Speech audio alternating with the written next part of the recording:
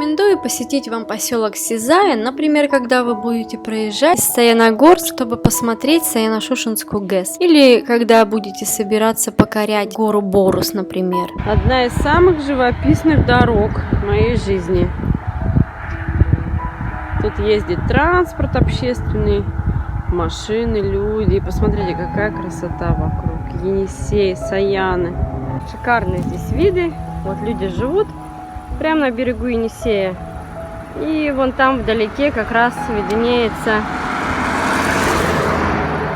Саяны горы и вот уголок горы Борус.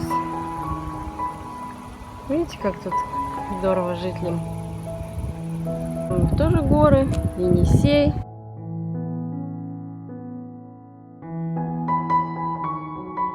И дорога живописная. Просто выходят утром на крыльцо кофе попить. Вот здесь вот такая красота. И вот мы сидим на берегу Енисея. Вдали Саяны, Борус. Вот Майнская ГЭС. Наверное, ее не видно из-за солнца. Но она там. Смотрите, как здесь Енисей бурно течет, и никогда он здесь не замерзает. Вода очень ледяная.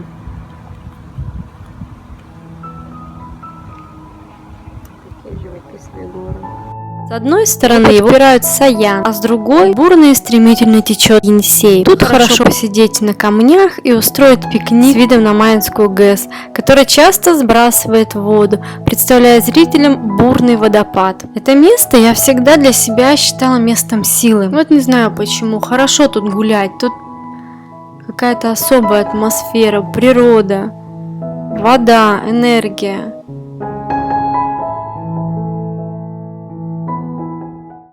А еще великий Иван Ярыгин также хаживал в этих самых местах и набирался удивительной мощи.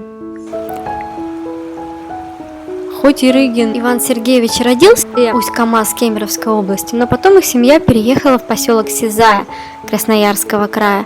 После школы он поехал учиться в Абакан на шофера и уже оттуда в Красноярск тренироваться и побеждать. Он стал заслуженным мастером спорта СССР, двукратным олимпийским чемпионом в весе до 100 кг, чемпионом мира, пятикратным победителем Кубка мира. И у него еще, конечно, великое множество заслуг. Вот, например, на Олимпийских играх в Мюнхене Иван Ярыгин установил рекорд, который бит до сих пор. Затратил на все победные схватки всего чуть более 16 минут, уложив всех соперников на лад. Также он досрочно закончил все поединки на чемпионате Европы в 1972 году и на чемпионате мира в 1973. Ярыгин единственный в истории борьбы спортсмен, сумевший положить всех без исключения соперников на лад на 3 самых престижных соревнованиях: Олимпийских играх, чемпионате мира, чемпионате Европы. Говорят, что после Олимпиады у Ярыгина он проиграл несколько соревнований и после решил уехать, где тяжелая физическая работа на свежем воздухе дала Ивану Ярыгину уверенность в своих силах. И зарядившись, я уверен, от этих мест, он возвращается в 1974 году на чемпионат СССР по вольной борьбе. Ярыгин с легкостью расправляется со всеми соперниками, многие из которых намного крупнее и тяжелее его. За мощный агрессивный стиль борьбы Иван Ярыгин получил прозвище Иван Грозный. Вот здесь лучший вид на церковь.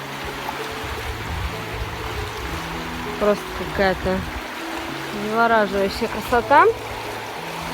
Покой и умиротворение здесь чувствуешь, потому что церковь из белого мрамора стоит на вершине. Всегда здесь практически солнце. И вот эта вот река течет, журчит. И просто что-то волшебное, какое-то ощущение испытываешь.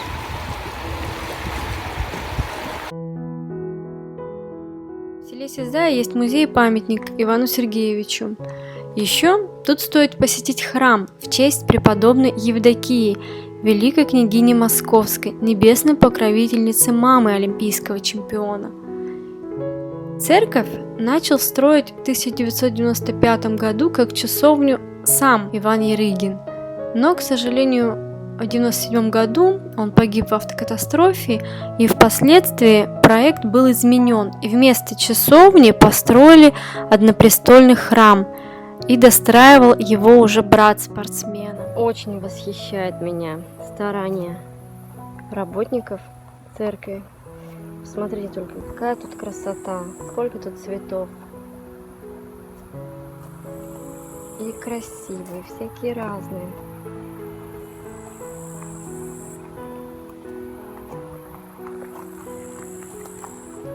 И здесь тоже. Еще горы вокруг, и реки горные добавляют очарование. Что просто приходишь вот здесь к Богу, и душа прям радуется и благодарит за все. А еще меня здесь восторгают сливовые, абрикосовые, вишневые, грушевые и яблоневые деревья, которые растут у жителей прямо в огородах. И ощущение, что находишься на юге. И продают они свой урожай на трассе, прямо в ведрах. Стоит примерно 50 рублей ведро. Мы как-то купили целое ведро вкуснейших груш за 50 рублей. Тоже очень радует и цены, и качество в этих местах. Тут же напротив Майнской ГЭС, уже за мостом, располагается форелевое хозяйство, где обитают огромные крупные форели. И если вы захотите купить какую-то из них, вы просто пальцем показываете, они при вас ее вылавливают и отдают вам. В общем, тут есть что поделать. Казалось бы, маленький поселок, проездом его проскакивают на машине, но на самом деле мы на эту нашу прогулку потратили весь день и в солнечную погоду. Это прям хороший способ зарядиться эмоциями и впечатлениями от этих мест. Понравилась информация и вы узнали что-то новое для себя, то поставьте мне лайк и оставляйте свое мнение в комментариях. Конечно же, подписывайтесь, чтобы не упустить новые, еще более познавательные и интересные видео от меня. Спасибо вам за внимание!